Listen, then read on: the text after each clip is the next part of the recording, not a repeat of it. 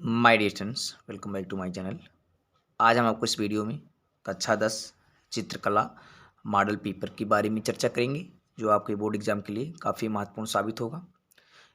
इसके पहले वीडियो में हमने जो है 1 से 20 प्रश्नों को जो है सॉल्व करवाया था, जिसमें प्राकृतिक दृश्य चित्रण और आलेखन के प्रश्न थे। और आज इस वीडियो में हम लोग 20 प्रश्नों को करेंगे, जिसमें 10 प्रश्न प्राविधिक कला के और 10 प्रश्न स्मृति चित्रण के होंगे। तो यानी आप 40 प्रश्न में से जो है 20 प्रश्न आप कर सकते हैं। यानी खंड ए में प्राकृतिक दृश्य चित्रण आलेखन प्राविधिक कला में से कोई 10 खंड कर लेंगे और इसमें चित्रण से आप 10 प्रश्न करेंगे। तो आइए देखते हैं प्राविधिक कला के प्रश्न। इसमें पहला प्रश्न है, प्राविधिक कला आधारित है गणितीय प्रमेय पर, यूक्लिड की ज्यामिति पर, गणितीय निर्मेय पर और गणितीय प्रमेय एवं निर्मेय दोनों पर। ठीक है। तो जो प्राविधिक कला होता है वो सिर्फ क्या होता है, वो निर्मेय रचना पर होता है। ठीक है, जिसमें बनाया जाता है, रचना करना होता है। तो यहाँ ऑप्शन आपका हो जाएगा स, गणितीय निर्मेय पर।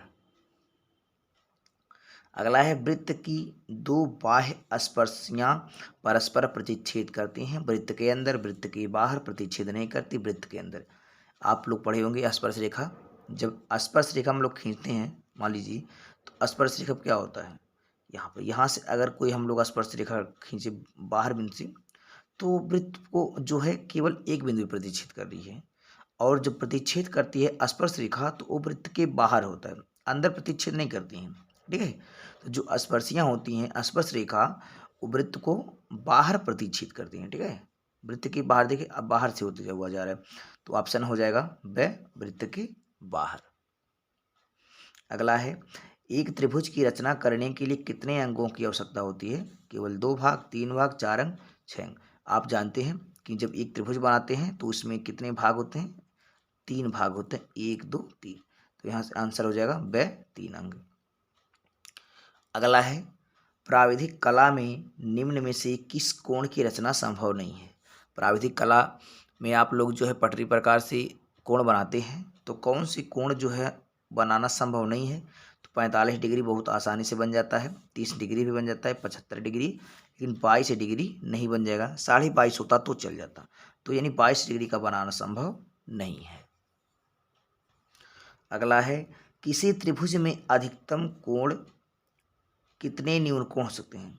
अधिकतम कितने न्यून कोण हो सकते हैं? अब आपको पता है न्यून कोण क्या होते हैं, 0 अंश से अधिक हो और 90 अंश से कम हो। ठीक है, तो एक त्रिभुज में कितने न्यून कोण हो सकते हैं? अगर मान लीजिए हम एक यहाँ पे त्रिभुज बना लें, तो यहाँ पे अगर मैं सभी भुजाओं को 60-60 कर दिया, तो यहाँ पे कितने न्यून कोण हो गए? 60 भी 90 से कम है, या भी 60 90 से कम है, या भी 60 90 से कम है। तो तीनों न्यून कोण जो हैं, तीनों कोण न्यून कोण है, यानी 90 से कम है। तो इसमें ऑप्शन मिलेगा 1 2 3, निश्चित नहीं किया जा सकता। आंसर आपका आ जाएगा स पे 3। ठीक है, एक त्रिभुज में 3 न्यून कोण हो सकते हैं, क्योंकि वह 90 से कम होंगे, तो 60 के हो सकते हैं, या एक 80 का हो जाएगा, या आपका 20 का भी हो सकता है। यानी तीनों जो है न्यून कोण हो सकते हैं। ठीक है। अगला है, किसी त्रिभुज में कितने अधिक कोण हो सकते हैं? संभव है 1 2 3, निश्चित नहीं किया जा सकता। तो अगर आप कोई त्रिभुज बना रहे हैं, तो उसमें कितने अधिक कोण हो सकते हैं? ठीक है, अधिक कोण क्या होता है? जो 90 से अधिक हो। मान लीजिए यहाँ पे 90 से अधिक कर दिया 100। ठीक है, और बाकी कितना है? त्रिभुज के तीनों कोणों का योग 180 अंश होता है। तो अगर ये 100 है, तो मान लीजिए एक 50 का हो जाएगा, एक 30 का हो जाएगा, 180 हो गया। तो मतलब कि जो एक ही कोण जो है वह अधिक कोण हो सकता है। ठीक है, जो 90 से अधिक होगा, बाकी सब 90 से कम होंगी। तो पूछा है कि किसी त्रिभुज में कितने अधिक कोण हो सकते हैं, तो एक ही अधिक कोण हो सकता है। अगर एक त्रिभुज है तो उसमें अधिक कोण सिर्फ एक होगा, बाकी सब लोग न्यून कोण हो जाएंगे। अगला है, एक समकोण की रचना करने के लिए कितने चाप लगाए जाएंगे? 1 2 4 5। तो जब भी देखिए समकोण त्रिभुज, ठीक है, समकोण त्रिभुज बनाते हैं तो कैसे होते हैं? 90 अंश का कोण बनता है। तो अगर 90 अंश का कोण बना रहे हैं एक समकोण की रचना, तो समकोण माने 90 अंश का कोण कैसे बनाते हैं? आप देखिए, सबसे पहले क्या करते हैं, एक लाइन ड्रा करते हैं और एक क्या करते हैं, यहाँ से इस पॉइंट से एक चाप लगाते हैं। तो एक चाप कुछ इस तरह से होता है। उसके बाद फिर क्या करते हैं, एक चाप यहाँ लगाते हैं 60 का, फिर दूसरा चाप यहाँ पे 60 का करते हैं, फिर यहाँ से हम लोग एक चाप और लगाते हैं, फिर इस चाप यहाँ से इसको काट देते हैं। तो कितने चाप हो गए, एक तो पहले से लगा हुआ था, फिर 2, फिर 3, फिर एक 4, एक 5। इसको जब मिलाते हैं तो 90 का कोण बनता है। तो एक समकोण बनाने के लिए 5 चाप की आवश्यकता होती है। तो आंसर आपका द जाएगा 5 चाप। अगला है, वृत्त पर बाह्य बिंदु से कितने स्पर्श रेखाएं खींचे जा सकती हैं, केवल एक, केवल दो, असंख्य और शून्य। मान लीजिए एक वृत्त यहाँ पे है, ठीक है, यहाँ इसका केंद्र है। अब कोई बाह्य बिंदु हमने ले लिया है, मान लीजिए P। तो इस बाह्य बिंदु से कितने स्पर्श रेखा खींचे जाएंगे, तो सबसे पहले क्या करते हैं, इसको मिलाते हैं और यहाँ से जब हम इसको काटते हैं इसका अर्धा करके, ठीक है, जब अर्धा आप लोग पढ़ता होगा कि स्पर्श रेखा कैसे खींचते हैं। अब इसका हम लोग इस रेखाखंड का अर्धा करते हैं, आधी से दूरी लेके ऊपर एक नीचे, इससे यहाँ काटते हैं। काटने पर हम क्या करते हैं, इसको डॉट डॉट मिलाते हैं, यहाँ एक पॉइंट मिल जाता है। अब इसको हम त्रिज्या मान के एक वृत्त खींचते हैं, ठीक है, कुछ इस तरह से। और यहाँ पे हमें कटान बिंदु मिल जाता है और हम बाहर वाले बिंदु से हम स्पर्श रेखा खींच लेते हैं। तो कितनी स्पर्श रेखा हो गई, एक ऊपर एक नीचे, ठीक है। तो वृत्त पर बाह्य बिंदु से यानी बाहर वाले बिंदु से कितनी स्पर्श रेखा खींची जा सकती है, तो हो जाएगा केवल 2, ठीक है, एक यहाँ एक ऊपर हो रहा एक नीचे। अगला प्रश्न है, वह चतुर्भुज जिसके विकर्ण परस्पर लंब समद्विभाजित करते हैं कहलाता है आयत, समांतर चतुर्भुज, समचतुर्भुज या समलंब चतुर्भुज। आप पढ़े होंगे कि विकर्ण परस्पर लंब समद्विभाजित करते हैं तो वो समचतुर्भुज होता है, ठीक है। समचतुर्भुज जिसकी चारों भुजाएं समान हों वो समचतुर्भुज होता है। इसके विकर्ण क्या होते हैं, इसके विकर्ण परस्पर प्रतिच्छेद करते हैं लेकिन वो समकोण पर भी होते हैं, ठीक है, लंब समद्विभाजक होते हैं। ये दोनों रेखाएं जो हैं आधे आधे भाग में कट जाती है। मान लीजिए ये अगर 5 सेंटीमीटर का है तो इसका आधा 2.5 हो जाएगा, ये भी 2.5। अगर मान लीजिए ये 4 का है तो 2, यानी जो विकर्ण होते हैं परस्पर लंब समद्विभाजक होते हैं, यहाँ पे 90 डिग्री का कोण बना देंगे, यही बनाएंगे और आपस में आधे आधे पे कट जाएंगे। तो यहाँ पे आ जाएगा आपका समचतुर्भुज। अगला है, एक आयत की भुजाएं 9 सेंटीमीटर 4 सेंटीमीटर है। इस आयत के क्षेत्रफल के बराबर वर्ग की रचना की जाए तो वर्ग की भुजा की लंबाई क्या होगी। बहुत सिंपल सा है। तो सबसे पहले लिखेंगे आयत की क्षेत्रफल वो वर्ग के क्षेत्रफल के बराबर है, ठीक है। आप पढ़े होंगे आयत का क्षेत्रफल क्या होता है, लंबाई गुणी चौड़ाई, और वर्ग के क्षेत्रफल के बराबर है तो वर्ग का क्षेत्रफल होता है भुजा का स्क्वायर, ठीक है। और लंबाई कितना दिया है 9 और 4, और 9 4 से गुणा करेंगे तो 9 चौक 36 हो जाएगा। 36 बराबर भुजा का स्क्वायर, और जब स्क्वायर हटाएंगे तो ये 36 वर्गमूल में हो जाएगा। तो भुजा बराबर 36 का वर्गमूल कितना हो जाएगा, 6 हो जाएगा, ठीक है। तो आंसर देखें विकल्प में 6.523 तो ऑप्शन आपका जाएगा 6 सेंटीमीटर।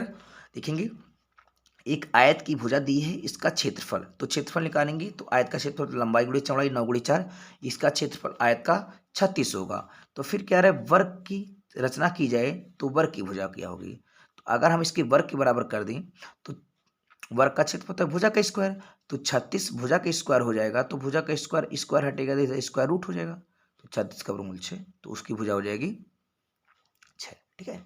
तो कुछ इस तरह से अगर मान लीजिए एक आयत है, ठीक है, आयत की भुजा लंबाई 9 है चौड़ाई 4 है, इसी के बराबर अगर एक कोई हमें वर्ग बनाना होगा तो वर्ग किस प्रकार का वर्ग होगा, जिसकी भुजा 6 सेंटीमीटर माप की होगी, ठीक है, ये दोनों बराबर होंगे।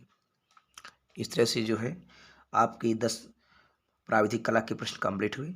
अब हम लोग इसमें चित्रण को देखेंगे,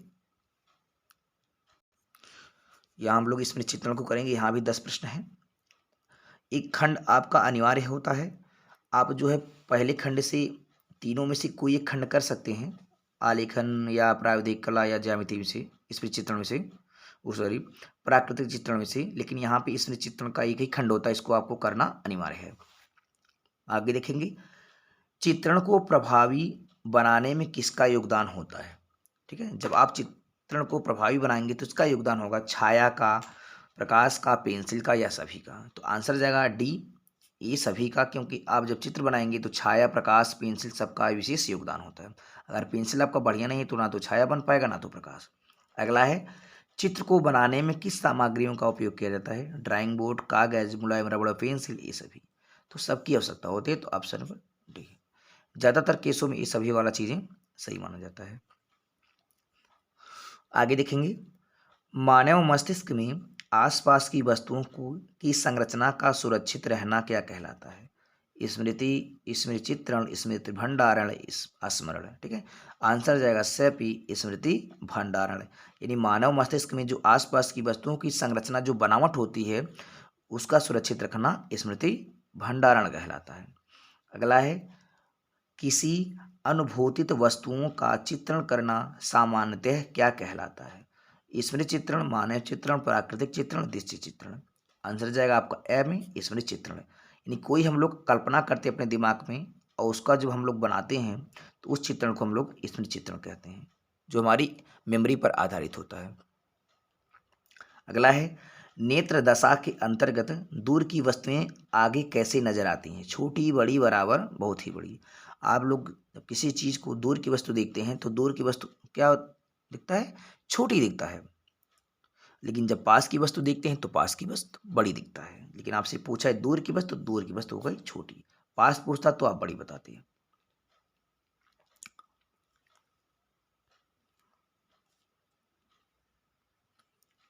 अगला देखें, वस्तु में शेड डालते समय अथवा शेड करते समय कौन सी आवश्यक सामग्रियां होती हैं? मुलायम रबड़, अखबार, कापी पर रुई, ये सभी।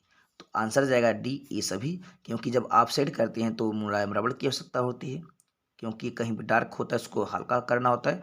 अखबार का पेपर से उसको फैलाते हैं, रुई का भी यूज करते हैं। ठीक है, अगला है, स्मृति चित्रण के अंतर्गत सेट करते समय किन महत्वपूर्ण बातों को ध्यान में रखना चाहिए?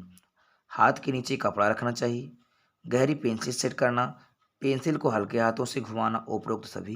तो आंसर जाएगा उपरोक्त सभी। जब आप सेट करते हैं तो हाथ के नीचे कपड़ा रखेंगे ताकि पेंच गंदा ना हो, गहरी पेंसिल होगी तो सेट अच्छा होगा, और पेंसिल को हल्के हाथों से घुमाना चाहिए। आपका जाएगा आंसर उपरोक्त सभी। आठवां है, निम्नलिखित में से कौन सी वृत्ताकार आकृति की वस्तुएं हैं? कौन कौन सी आकृति वृत्ताकार होती है जो गोल आकार की होती हैं? फुटबॉल, अमरूद, मिट्टी का घड़ा, ये सभी।